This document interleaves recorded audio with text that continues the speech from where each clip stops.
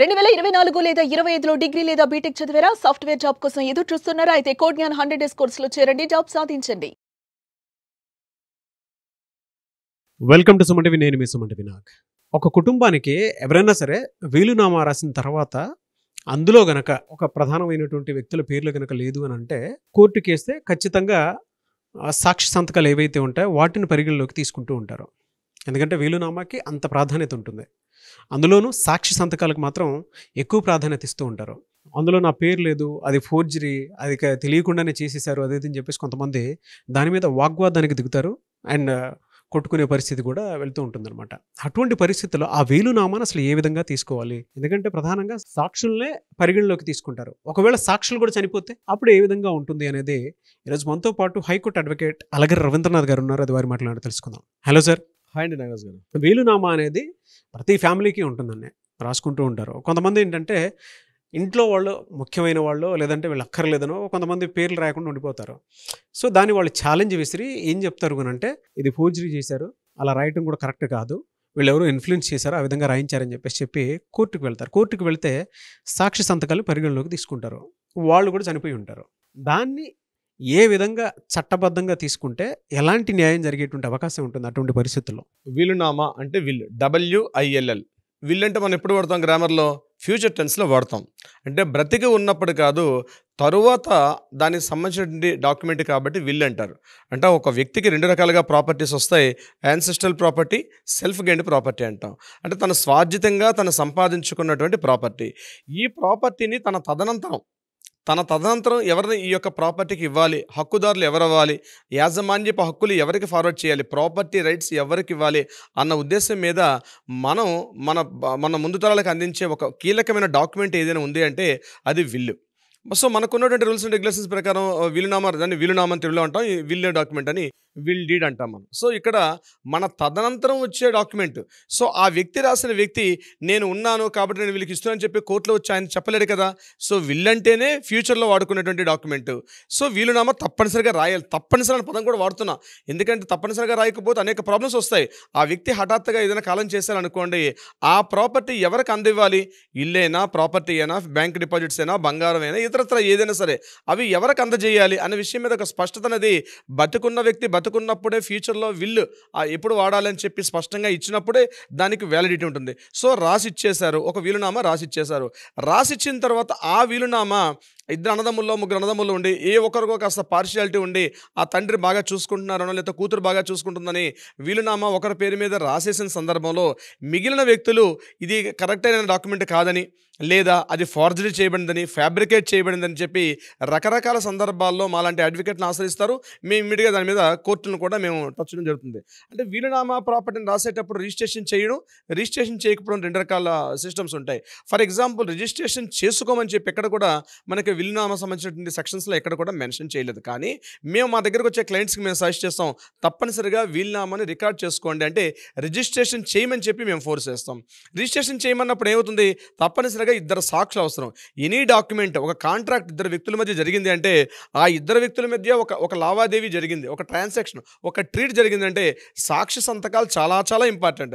Without any witnesses లేకుండా ఉన్నటువంటి document, అది ప్రామిసరీ నోట్ అయినా ఇతరత్ర ఎటువంటిదైనా సరే, కింద సాక్షి సంతకాలు లేకపోతే ఎట్టి పరిస్థితుల్లో దానికి లీగల్ డాక్యుమెంట్గా చెల్లదనమాట. అది మన కోర్టులో ఉన్నటువంటి సెక్షన్స్ అవి. అందుకే మీరు ప్రామిసరీ నోట్ రాసినా, వీలునామా రాసినా ఇద్దరు సాక్షి సంతకాలన్నా అవసరం ఇక్కడ. సో ఇటువంటి సందర్భాల్లో ఇప్పుడు నేను చెప్పినట్టుగా ఆ ప్రాపర్టీ వీలునామా అది ఫ్యాబ్రికేట్ చేయబడిందని లేదా ఫార్జరీ చేయబడిందని చెప్పి కోర్టును ఆశ్రయించిన సందర్భంలో దీనికి సంబంధించి కోర్టు ఏం చేస్తుంది? కింద ఎవరైతే సాక్షులుగా సంతకాలు పెట్టారో వాళ్ళని పిలిపిస్తుంది. ఎందుకంటే సాక్షి సంతకాలు లేకుండా డాక్యుమెంట్ చెల్లదు. ఒకవేళ అటువంటి డాక్యుమెంట్ ఇన్వాలిడ్ డాక్యుమెంట్ అవుతుంది. ఒకవేళ రిజిస్ట్రేషన్ ఆఫీసర్ చేసిన వాళ్ళ ఫొటోస్ తీస్తారు, వాళ్ళ థంబ్ ఇంప్రెషన్స్ ఉంటాయి, వాళ్ళ సిగ్నేచర్స్ అన్నీ ఉంటాయి. ఇటీవల కాలంలో గడిచిన ఒక దశాబ్ద కాలంలో వచ్చిన మార్పుల వల్ల సో దీనికి కొంతవరకు అవకాశం ఉంటుంది. కానీ ఒక 10 years బ్యాక్ అప్పుడు ఫోటోలు తీసుకోవడం కానీ థంబ్ ఇంప్రెషన్స్ అన్నీ లేవు. అవి కూడా ఫార్జరీలు చేసినటువంటి డాక్యుమెంట్స్ ఉండే. ఇప్పుడు ల్యాండ్ యొక్క విలువలు చాలా అమాంతంగా పెరిగిపోయాయి. ఉంటాయి. మనుషుల యొక్క క్వాలిటీస్ కన్నా స్థలాల యొక్క వేల కోట్ల రూపాయలకి వెళ్ళిపోయిన తర్వాత వివాదాలు కోట్ల ముందర రోజు రోజుకి వందల సంఖ్యలో పదుల సంఖ్యలో వందల సంఖ్యలో వివాదాలు వస్తున్నాయి. ఇటువంటి సందర్భాల్లో ఆ డాక్యుమెంట్ ఫార్జరీ చేయబడిందా, ఆ డాక్యుమెంట్ ఫ్యాబ్రికేట్ చేయబడిందా అని చెప్పాల్సిన సందర్భాల్లో ఇక్కడ ఉన్నటువంటి ఏకైక కీలక ఆధారం ఎవరైతే టెస్టిమెంట్ అంటారు, ఎవరైతే రాసుకున్న వ్యక్తిని వీలునామా రాసిన వ్యక్తిని టెస్టిమెంట్ అంటారు, అతను చనిపోయి ఉంటాడు. అది లేడీస్ రాస్తే టెస్టాట్రిక్స్ అంటారు. ఆమె చనిపోయి ఉంటుంది, ఆమె రాసుకోవచ్చు, అతడు రాసుకోవచ్చు. వీలునామా రాసిన వ్యక్తి చనిపోయారు కాబట్టి వాళ్ళు వచ్చి సాక్ష్యం చెప్పలేరు. సో ఇద్దరు వ్యక్తుల్లో ఎవరో ఒకరు వచ్చి అవును ఈ సంతకం నేనే పెట్టానని చెప్పి కోర్టు ముంగటకు వచ్చి చెప్తే సరిపోతుంది. ఇప్పుడు మీ ప్రశ్న ఏంటి, ఆ సాక్షులు కూడా చనిపోతే ఎలా ఉంటుంది, మరి అటువంటిప్పుడు ఎలా ప్రూవ్ చేస్తుంది అన్న సందర్భాల్లో నిన్న కేరళ హైకోర్టు చాలా ల్యాండ్మార్క్ జడ్జిమెంట్ ఇవ్వడం జరిగింది. ల్యాండ్మార్క్ జడ్జిమెంట్ ఎందుకంటున్నానంటే చాలా వివాదాలు ఆ ఒక్క విషయం మీద చుట్టూ తిరుగుతూ ఉంటాయి. మన ఇండియన్ ఎవిడెన్స్ యాక్ట్ సెక్షన్ 66 స్పష్టంగా చెప్పేది ఏంటంటే ఇటువంటి సందర్భాల్లో సాక్షులు మరణించినటువంటి సందర్భాల్లో ఎలా తీసుకోవాలంటే అందులో ఎవరైతే కోర్టుకి వెళ్ళి ఆశ్రయించాడో అంటే పిటిషనర్ ఎవరైతే వెళ్ళారో అతనే ప్రూవ్ చేయాల్సి వస్తుంది. ఆ సంతకాలు యాజ్ ఇట్ ఈజ్గా సాక్షులు పెట్టినవి కాదు అని చెప్పి ఎవరైతే పెట్టారో ఆ వ్యక్తుల యొక్క వాళ్ళ ఫ్యామిలీ మెంబర్స్ కానీ లేకపోతే వాళ్ళ సిగ్నేచర్గా పోలినటువంటి ఇతరత్ర వాళ్ళ బ్యాంకుల్లో కానీ ఇతరత్ర ఎక్కడో డాక్యుమెంట్స్ సంతకాలు పెట్టుంటారు, అవి ఏవైనా ప్రూఫ్ తీసుకొచ్చి ఆ సిగ్నేచర్కి పోలినట్టుగా ఈ సిగ్నేచర్స్ ఉన్నాయని చెప్పి కోర్టులో ప్రూవ్ చేయాల్సిన బాధ్యత కూడా ఎవరైతే పిటిషనర్ ఉన్నారో అంటే అది ఉన్నదా కాదా అనే విషయం మీద అతనే ప్రూవ్ చేయాల్సి వస్తుంది. కానీ ఇంతకుముందు సాక్షులు లేరని చెప్పి అది డిస్క్వాలిఫై చేసేసి ఇది డిస్మిస్ చేసేసేవారు. సింపుల్గా కోర్టులో వీలునామాలో సాక్ష్యంతకాలు లేకపోతే ఇది ఇన్వాలిడ్ డాక్యుమెంట్ అనో లేకపోతే కోర్టులో వన్ సైడ్గా దాని డాక్యుమెంట్ మరల్చుకునే అవకాశం ఉంటుంది. కానీ నిన్న కేరళ హైకోర్టు ఇచ్చిన జడ్జిమెంట్ ప్రకారం ఇక్కడ ఏంటంటే ఈ యొక్క వెసులుబాటు దొరికింది. ఏంటి ఆ వెసులుబాటు, సాక్షులు ఒకవేళ లేకపోతే ఆ సాక్షులకు సంబంధించినటువంటి వ్యక్తులు లేదా ఆ సాక్షులకు సంబంధించిన ఏదైనా ఇతరత్ర డాక్యుమెంట్లు ఈ సిగ్నేచర్కి పోలినటువంటి ఏదైనా డాక్యుమెంట్ ఎవిడెన్స్ ఉంటే ఆ డాక్యుమెంట్లు ఇక్కడ ప్రొడ్యూస్ చేసి దీని తగ్గట్టుగా ఉన్నాయి వ్యక్తులు చనిపోయాడని చెప్పి అతని యొక్క డెత్ సర్టిఫికేట్లు ప్రొడ్యూస్ చేస్తూ అట్ ద సేమ్ టైం ఈ డాక్యుమెంట్ సిగ్నేచర్స్ని కూడా మన ఇండియన్ ఎవిడెన్స్ యాక్ట్ ఏదైతే సాక్ష్యాధారాల చట్టం ఉందో ఆ సాక్ష్యాధారాల చట్టం ప్రకారం దాన్ని కూడా పరిగణనలోకి తీసుకోవచ్చు అని చెప్పి నిన్న కేరళ హైకోర్టు ఒక ల్యాండ్ మార్క్ జడ్జిమెంట్ ఇచ్చింది. ఈ జడ్జిమెంట్ ద్వారా మనకు తెలిసి చాలా కేసుల్లో కొంత రిలీఫ్ వచ్చే అవకాశం ఉంటుంది. కొన్ని కేసులు ఇప్పటికీ పెండింగ్ ఉండిపోయి ఎలా చెప్పాలో అర్థం కాని పరిస్థితులు ఉండిపోయిన సందర్భంలో ఆ జడ్జిమెంట్ మాత్రం మనం ఎప్పుడు మనకి కోర్టులో ఆర్గ్యుమెంట్స్ జరిగేటప్పుడు రెండు రకాలు ఉంటుంది. ఒకటి చట్టాలు ఉంటాయి, రెండు జడ్జిమెంట్స్ ఉంటాయి. అంటే ఏదైనా తప్పు జరిగింది, ఏదైనా క్రైమ్ జరిగింది, లేకపోతే ఏదైనా సివిల్ కేసు క్రైమ్ కేసు జరిగినప్పుడు మనం ఏం చేస్తామంటే ముందు యాక్ట్ బేర్ యాక్ట్ అంటాం. దాన్ని కాదు బేర్ యాక్ట్.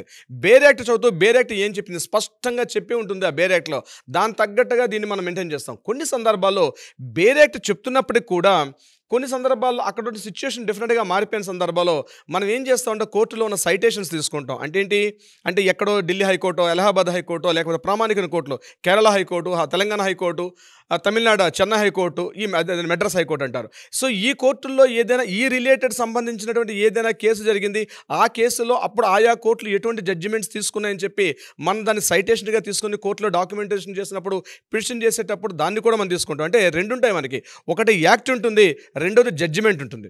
సో ఇప్పుడు నేను చెప్పిన వివాదం యాక్ట్లో అంత స్పష్టత లేనప్పటికి కూడా ఇప్పుడు ఈ జడ్జిమెంట్ని మనం లింకప్ చేసి ఆ కోర్టు కేసుల్లో కానీ రిలీఫ్ అవ్వగలిగితే చాలా వివాదాలు సమస్యపోయే అవకాశం ఉంటుంది. సో ఇంకొకటి ఏంటంటే ఈ యొక్క వేదిక ద్వారా నేను చెప్పేది, ఎవరైనా ప్రాపర్టీస్ రాసుకునేటప్పుడు కంపల్సరీ రాసుకోవాల్సింది వీలునామా. మీకు ఒక చిన్న ఫ్లాట్ ఉన్నా, ఒక చిన్న స్థలం ఉన్నా, ఒక చిన్న వ్యవసాయ భూమి ఉన్నా, అది గుంటల్లో ఉన్నా, సెంట్లలో ఉన్నా, ఎటువంటిదైనా వితౌట్ మీరు వీలునామా రాయకుండా నాకు ఒకటే కొడుకున్నాడు కదా, నాకు ఇద్దరు కొడుకులే ఉన్నారు కదా, చిరు సమాన భాగాలు పనిచేస్తాను అని చెప్పి ఒక వీలునామా రాస్తే కుదరదు.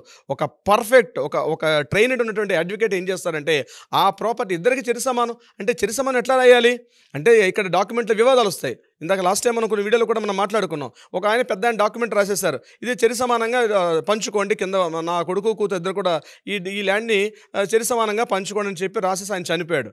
ఇక్కడ పిల్లలు వచ్చేసరికి ఏమైంది, అందులో కూతురికి ఆ ప్రాపర్టీ అమ్మాలంటుంది, కొడుకుకి ఆ ప్రాపర్టీ అమ్మకూడదు ఉంటుంది. ఇక్కడ వివాదం మళ్ళీ కోర్టు మా ముందుకు వస్తారు.